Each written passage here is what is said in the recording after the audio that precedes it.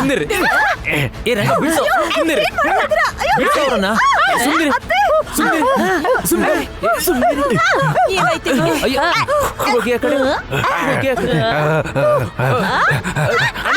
ಅಣ್ಣ ಅಯ್ಯೋ ಅಣ್ಣ ಅಣ್ಣ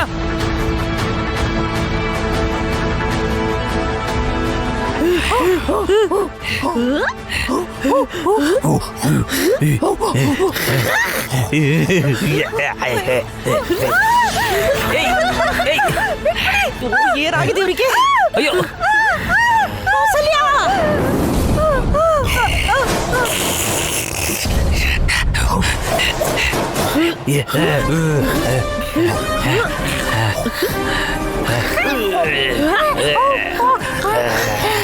ಅಮ್ಮ ಕಾಪಾಡ್ಬಿಟ್ಟೆ ಕಣ ಅದೇ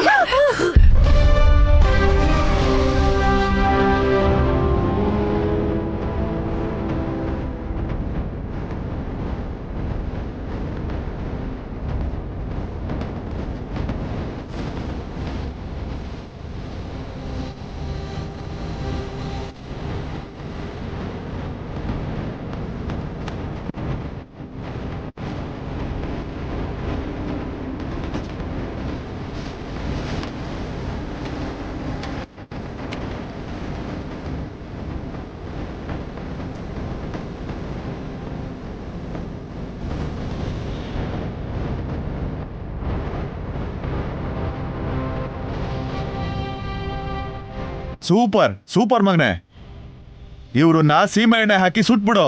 ಕೌಸಲ್ಯ ತಗೊಂಡ್ ಬಾ. ದೇವಾ ಈಗೇನ್ ಮಾಡೋದು? ಹೀಗೆ ಬಿಟ್ರೆ ಏನಾಗುತ್ತೋ ಏನೋ. ಅವ್ರಿಗೆ ಹುಚ್ಚ ಹಿಡ್ದಿದೆ ಎಂದು ಒಬ್ರನ್ನ ಕಂಟ್ರೋಲ್ ಮಾಡೋದೇ ಕಷ್ಟ ಅಂತಾರೆ. ಅಂಥದ್ರಲ್ಲಿ 3 ಜನ ಅಂದರೆ ತುಂಬ ಕಷ್ಟ. ಇವ್ರನ್ನ ಹುಚ್ಚರು ಥರ ನಮ್ಮ ಮನೇಲಿ ಕೂಡಾಕೋದೆ ಕರೆಕ್ಟು. ಬಲೆ ಹಾಕಿದ್ದೀನಿ. ಸರಿ, ಮೆಂಟಲ್ ಡಾಕ್ಟ್ರಿಗೆ ಫೋನ್ ಮಾಡ್ತೀನಿ. ದೇವಾಂಶ್, ಇವ್ರನ್ನ ಹೀಗೆ ಹುಚ್ಚಾಸ್ಪತ್ರೆಗೆ ಸೇರ್ಸಿದ್ರೆ ಯಾವ ಸಮಸ್ಯೆನೂ ಇರಲ್ಲ.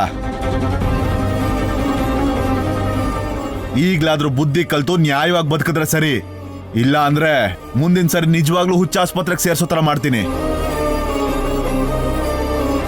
Hello doctor.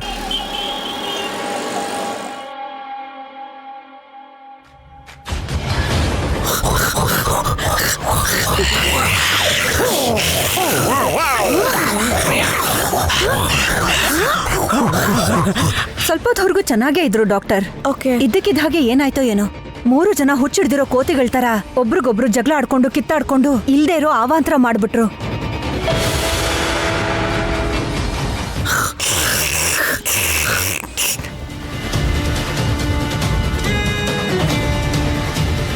ಮತಿ ಸ್ಥಿಮಿತದಲ್ಲಿ ಇಲ್ದಿರೋ ಹಾಗೆ ಒಂದು ಮತ್ತಿಗೆ ಒಳಗಾಗಿದ್ದಾರೆ.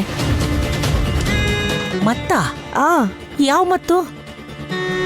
ಇವರೆಲ್ಲ ಹೀಗೆ ಇದ್ಬಿಡ್ತಾರೋ ಹೇಗೆ? ಮತ್ತೆ ಮೊದ್ಲಿನ ತರ ಆಗಲ್ವಾ ಡಾಕ್ಟ್ರೇ? ಇವರೆಲ್ಲ ಹೀಗೆ ಇರ್ಲಿ ಬಿಡಿ ಅಜ್ಜಿ. ಲಕ್ಕಿ, ತಪ್ಪೇ ಇಲ್ಲ ಕೌಸಲ್ಯ. ಇವ್ರನ್ನ ಕರ್ಕೊಂಡು ಹೋಗಿ ಹುಚ್ಚಾಸ್ಪತ್ರೆಗೆ ಸೇರಿಸಿ ಸರಿಯಾಗಿ ಬುದ್ಧಿ ಕಲಿಸ್ಬೇಕು. ಭಯ ಪಡೋ ಅಂಥದ್ದು ಏನು ವಿಷಯ ಇಲ್ಲ. 3 ಜನ ಸೇರಿ ಮತ್ತಿನ ಪದಾರ್ಥದ ಹೊಗೆ ತಗೊಂಡಿದ್ದಾರೆ. ಅದರ ಪ್ರಭಾವ ಹಿಡಿಯೋವರೆಗೂ ಇವ್ರು ಹೀಗೆ ಆಡ್ತಿರ್ತಾರೆ. ಅದರ ಪ್ರಭಾವ ಎಷ್ಟೊತ್ತಿರತ್ತೆ ಡಾಕ್ಟರ್? ಅದು ಗೊತ್ತಿಲ್ಲ. ಇವ್ರನ್ನ ಕಂಟ್ರೋಲ್ ಮಾಡೋದು ತುಂಬಾ ಕಷ್ಟ. ಹಾಸ್ಪಿಟ್ಲಿಗೆ ಕರ್ಕೊಂಡು ಹೋಗ್ಬೋದಾ? ಆದ್ರೆ ಯಾಕಜ್ಜಿ, ಇರೋ ಮರ್ಯಾದೆನೂ ಕಳ್ಕೊಳಕ? ದಶರಥ ರಾಮ ಅವ್ರ ಮನೇಲಿ 3 ಜನಕ್ಕೆ ಹಿಡಿದಿದೆ ಅಂತ ಎಲ್ರೂ ಅನ್ಕೋತಾರೆ. ಹೇಗಿದ್ರು ಕಟ್ ಹಾಕಿ ಇದೀವಲ್ಲ, ಯಾವಾಗ ಹುಷಾರಾಗ್ತಾರೋ ಆವಾಗ್ಲೇ ಕಟ್ಪಿಚ್ಚೋದು. ತಕ್ಷಣ ಸರಿ ಹೋಗ್ಬೇಕು ಅಂದ್ರೆ ಒಂದ್ ದಾರಿ ಇದೆ. ಹಾಗಾದರೆ ಅದನ್ನೇ ಮಾಡಿ ಡಾಕ್ಟರ್. ದುಡ್ಡಿನ ಬಗ್ಗೆ ಯೋಚನೆ ಮಾಡಬೇಡಿ. ಎಷ್ಟು ಖರ್ಚಾದರೂ ಪರವಾಗಿಲ್ಲ. ಖರ್ಚು ಮಾಡೋ ಅವಶ್ಯಕತೆ ಇಲ್ಲ ಇವ್ರೆ. ಸ್ವಲ್ಪ ಇವ್ರಿಗೆ ಕಷ್ಟ ಕೊಟ್ರೆ ಸಾಕು. ಇವಾಗ ಎಷ್ಟು ಮತ್ತಲ್ಲಿದಾರೋ ಅದನ್ನ ಮೀಸೋ ಅಂತ ನೋವನ್ನ ಅವ್ರ ಅನುಭವಿಸೋ ಹಾಗೆ ಮಾಡ್ಬೇಕು.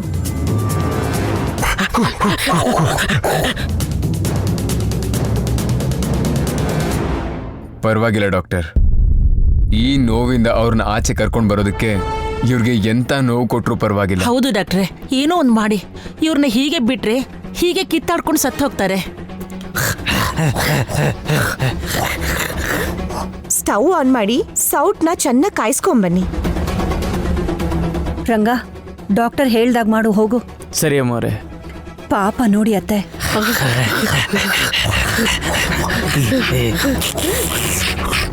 ನನಗೆ ಹುಚ್ಚಿಡ್ಸಿ ನನ್ನ ಮಗು ಪ್ರಾಣ ತೆಗಿಬೇಕು ಅಂತ ನೋಡ್ತೀರಾ ಅಲ್ವಾ? ಇವಾಗ ನೋಡಿ ನಿಮ್ಮ ಕೈಗೆ ಬರೆ ಹಾಕಿ ನಿಮಗೆ ಹೇಗೆ ಮಾಡ್ತೀವಿ ಅಂತ.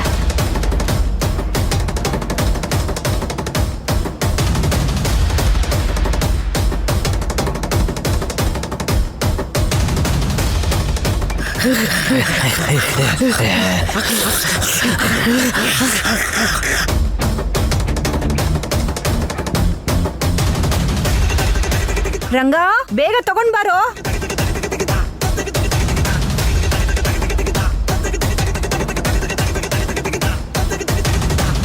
ದೇವಾಂಶ್, ಅವ್ರ ಕೈಗೆ ಬರೆ ಹಾಕಿ.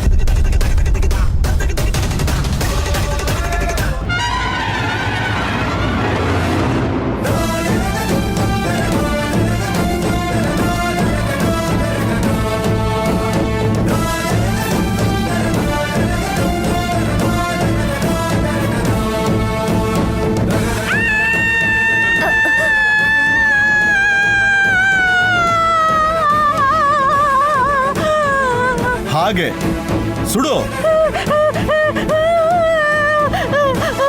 ಬಾವಾ, ಅವ್ರ ಇನ್ನೊಂದು ಕೈಗೂ ಬರೆ ಹಾಕು.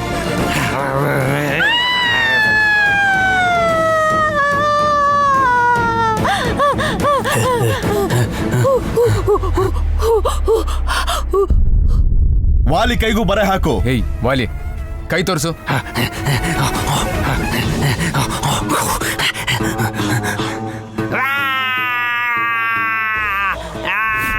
ಆ ಸಾಂಬ್ರಾಣಿ ಹೊಗೆನ ತಗೊಂತಾಳೆ ಅವಳು. ಹುಚ್ಚಿಡ್ದಿರೋ ಕೋತಿ ತರ ಆಡ್ಕೊಂಡು ಅವಳ ಹೊಟ್ಟೆಲಿರೋ ಮಗುನ ಅವಳೇ ಸಾಯಿಸ್ತಾಳೆ.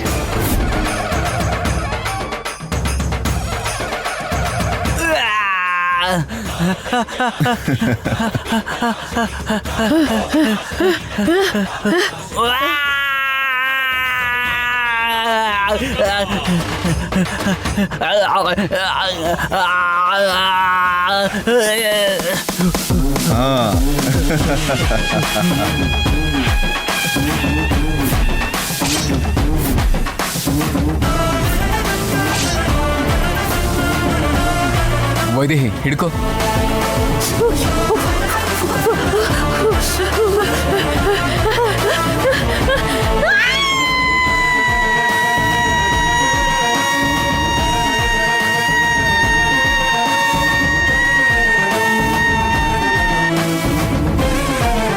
ಸಹಿಸ್ಕೊ, ಸ್ವಲ್ಪ ಸಹಿಸ್ಕೊಳಮ್ಮ.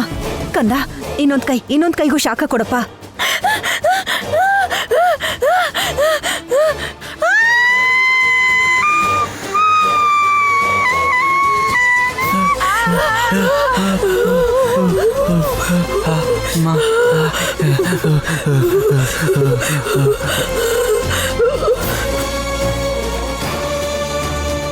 ಅವ್ರ ಜೊತೆ ಕೈ ಜೋಡಿಸಿದ್ದೆ ಅಲ್ವಾ, ನೀನು ಅನುಭವಿಸು.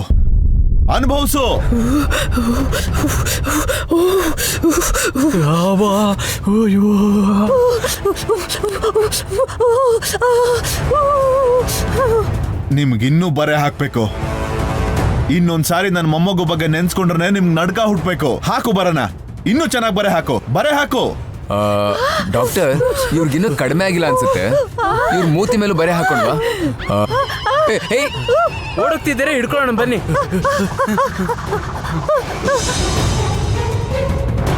ಯಾವಾಗ ಕಮ್ಮಿ ಆಗತ್ತೆ ಡಾಕ್ಟರ್? ಕಡಿಮೆ ಆಗುತ್ತೆ.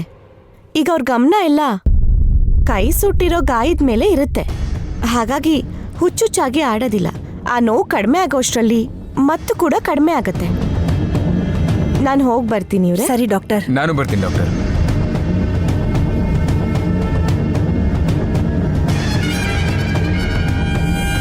Thank you so much doctor. ಪರವಾಗಿಲ್ಲ ದೇವಾಂಶ್, ಇದಕ್ಕೆಲ್ಲ ಥ್ಯಾಂಕ್ಸ್ ಎಲ್ಲ ಯಾಕೆ? ತಪ್ಪು ಮಾಡಿದವ್ರಿಗೆ ಶಿಕ್ಷೆ ಆಗ್ಬೇಕಲ್ವಾ? ಇಂಥವ್ರಿಗೆಲ್ಲ ಇದೇ ಮದ್ದು. ನಾನು ಹೋಗಿ ಬರ್ತೀನಿ. ಓಕೆ.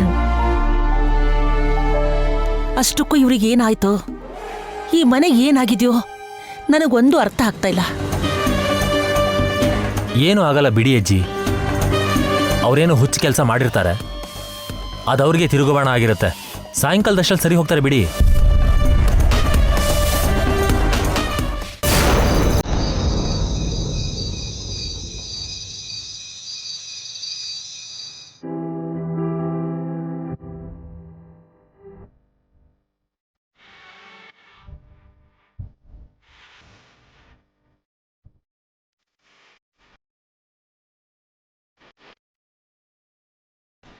ತುಂಬಾ ದೊಡ್ಡ ಅನಾಹುತ ತಪ್ಪೋಯ್ತು ವೈದೇಹಿ. ನಮ್ಮ ಮಗು ನಮ್ಮನ್ನು ಎಚ್ಚರಿಸದೆ ಹೋಗಿದ್ರೆ, ಒಂದ್ ವೇಳೆ ನೀನೇ ಆ ಸಾಮ್ರಾಣಿ ಹೋಗಿ ಕುಡ್ದಿದ್ದಿದ್ರೆ ಏನಾಗ್ತಿತ್ತು ಅಂತ ಊಹಿಸ್ಕೊಳ್ಳೋಕೆ ನನಗೆ ಭಯ ಆಗ್ತಾ ಇದೆ. ನಮ್ಮ ಪುಟ್ಟು ವೈದೇಹಿ ನಮ್ಮನ್ನ ಕಾಪಾಡಿದ್ಲು.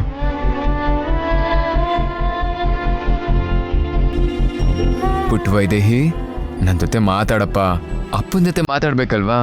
ನೆನ್ನೆವರೆಗೂ ನಿಮ್ಮಪ್ಪ ನಂಬ್ತಾ ಇರ್ಲಿಲ್ಲ, ಇವಾಗ ನಂಬ್ತಿದ್ದಾರೆ. ಮಾತಾಡು.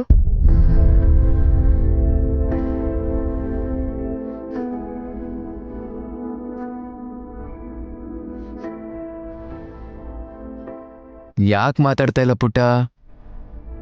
ಓ, ನಾನ್ ನಂಬ್ಲಿಲ್ಲ ಅಂತ ಕೋಪನಾ? ನಮ್ ಬಂಗಾರಿಗೆ ಅಪ್ಪ ಅಮ್ಮನ ಮೇಲೆ ಕೋಪ ಬರಲ್ಲ ಬಾವ, ಬರೀ ಪ್ರೀತಿ ಮಾತ್ರ.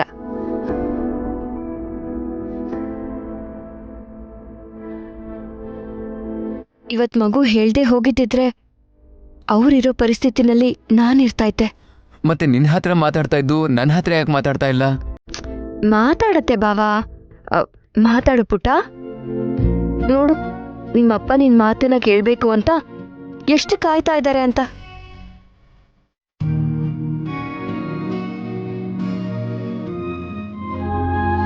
ನನ್ ಜೊತೆ ಮಾತಾಡತ್ತೆ ಬಾವ, ಇವಾಗ ಯಾಕೆ ಮಾತಾಡ್ತಾ ಇಲ್ಲ? ಬಾವ, ಇದೇಳು ಬಾವ. ಹೇ, ಎಲ್ಲಿಗ್ ವೈದೇಹಿ? ಮಗು ನಿನ್ ಜೊತೆ ಮಾತಾಡ್ಬೇಕು ಅಲ್ವಾ, ನಡಿ. ಹೇ, ಎಲ್ಲಿಗೆ ಅಂತ ಫಸ್ಟ್ ಹೇಳು ವೈದೇಹಿ. ಮಗು ನನ್ ಜೊತೆ 2 ಸಲ ಮಾತಾಡ್ದಾಗ್ಲೂ ನಾನು ಬಾಲ್ಕನಿನಲ್ಲೇ ನಿಂತಿದ್ದೆ ಬಾವ, ಅಲ್ಲಿಗೆ ಹೋಗೋಣ. ವೈದೇಹಿ, ಮಾತಾಡೋದಾದ್ರೆ ಎಲ್ಲಿದ್ರು ಮಾತಾಡ್ಬೇಕಲ್ವಾ? ಏನು ಬಾವ, ಅಲ್ಲಿದ್ದಾಗ ಮಾತಾಡಿತ್ತು ಅಲ್ವಾ, ಬಾಲ್ಕನಿಲಂತೂ ಮಾತಾಡತ್ತೆ. ನಾವ್ ಅಲ್ಲಿಗೆ ಹೋಗೋಣ, ನಡಿ ಬಾವ.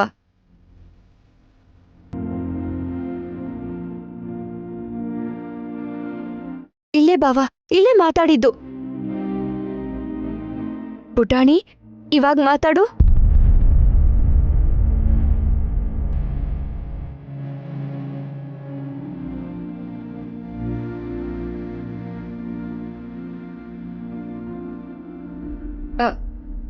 ಇದಕ್ಕೂ ಮುಂಚೆ ಅಮ್ಮನ ಹತ್ರ ಇಲ್ಲೇ ಮಾತಾಡಿದ್ದೆ ಅಲ್ವಾ, ಮಾತಾಡು ತಾಯಿ.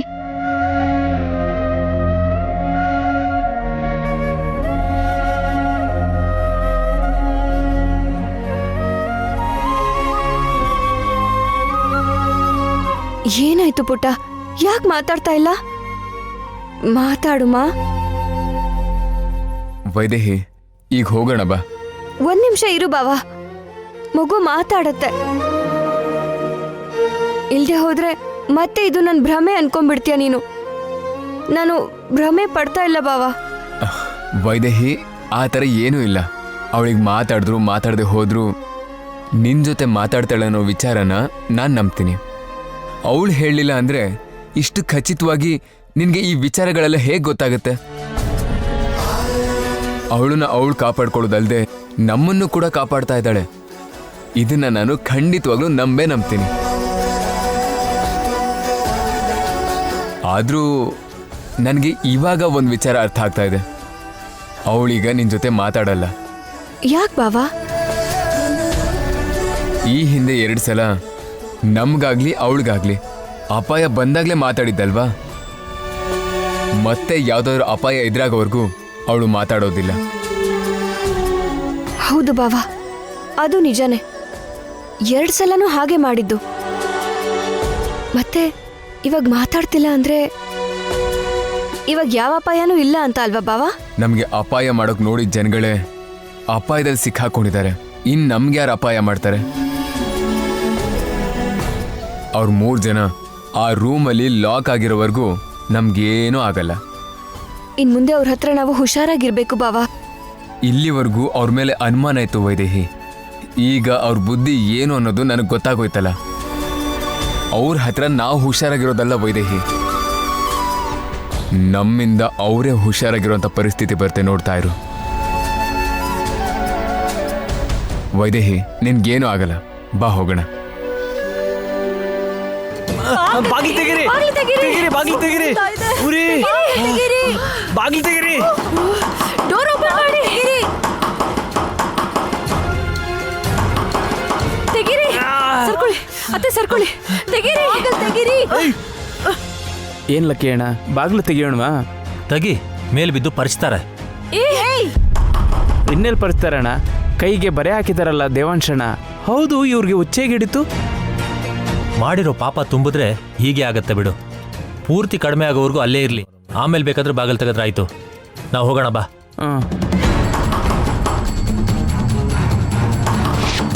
ಅಯ್ಯೋ, ಬಾಗಿಲು ತೆಗೀರಿ, ನಂಗೆ ಆಗ್ತಿಲ್ಲಪ್ಪ. ತೆಗಿರೋ ಬಾಗಿಲು, ಬಾಗಿಲು ತೆಗಿರೋ, ಬಾಗಿಲು ತೆಗೀರಿ, ಬಾಗಿಲು ತೆಗಿರೋ. ನಂಗೆ ಕೊಡಿಲಿ ನನಗೆ, ನನಗೆ ತಡೆಯಕ್ಕಾಗ್ತಿಲ್ಲ, ಕೊಡಿಲಿ. ನನ್ ಮೊದಲು ನನಗೆ ಕೊಡಿ ಫಸ್ಟು. ನಂಗೆ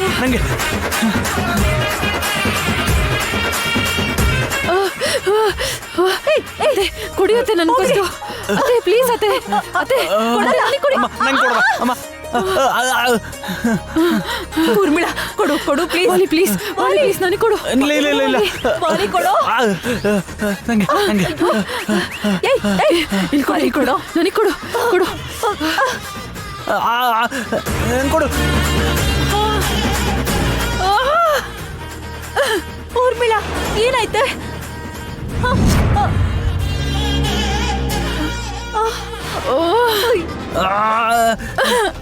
ಉರಿ ಉರಿ ಉರಿ ಉರಿ, ಅಯ್ಯೋ, ಉರಿ ಉರಿ ಉರಿ, ಅಬ್ಬಾ.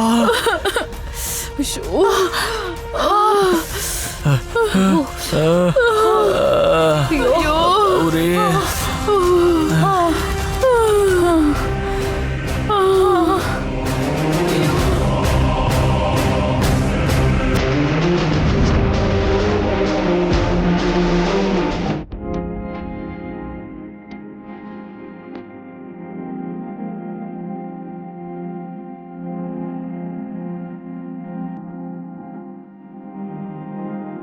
ರಂಗ, ಬಂದೆ ಅಮ್ಮೋರೆ. ಏನ್ ಹೇಳಿ ಅಮ್ಮೋರೆ? ಅವ್ರ ಪರಿಸ್ಥಿತಿ ಏನಾಗಿದೆಯೋ? ಹುಚ್ಚು ಕಡಿಮೆ ಆಗಿದೆ, ಆದ್ರೆ ಕೈ ಉರಿ ಕಡಿಮೆ ಆಗಿಲ್ಲ ಅನ್ಸುತ್ತೆ. ಮೇಲೆ ಔಷಧಿ ಹಚ್ಕೋತಿರ್ಬೇಕೇನೋ.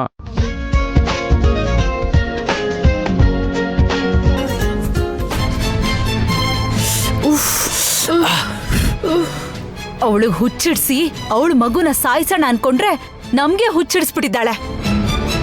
ನಾವು ಹುಚ್ಚಿಡ್ದಿರೋ ಕೋತಿಗಳ ತರ ಕಿತ್ತಾಡ್ತಾ ಇದ್ರೆ ಅವಳು ನಮ್ಮನ್ನ ನೋಡಿ ನಗ್ತಾ ಇದ್ಲು. ಈ ಪ್ಲಾನ್ ಕೂಡ ಹಾಳಾಗೋಯ್ತು. ಪ್ಲಾನ್ ಹಾಳಾಗಿರ್ಬೋದು, ಆದ್ರೆ ಇದನ್ನು ಕೂಡ ನಾವು ನಮ್ಮ ಪರವಾಗಿ ಬದಲಾಯಿಸ್ಕೊಬೋದು, ಗೊತ್ತಾ? ಹೇಗೆ? ಇದನ್ನು ಕೂಡ ನಾವು ಆ ಹೋಟೆಲಿರೋ ಮಗು ಮೇಲೆ ಹಾಕೋಣ. ನಡೀರಿ.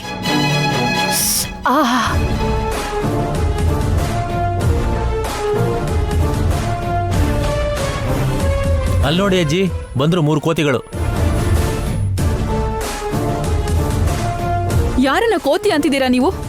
ನಾವೆಲ್ಲ ಕೋತಿ ತರ ಕಾಣಿಸ್ತಾ ಇದೀವಾ? ಮಾಮೂಲಿ ಕೋತಿ ಅಲ್ಲ, ಹುಚ್ಚಿಡ್ದಿರೋ ಕೋತಿಗಳ ತರ ಕಿರ್ಚಾಡ್ತಾ ಇದ್ರಿ.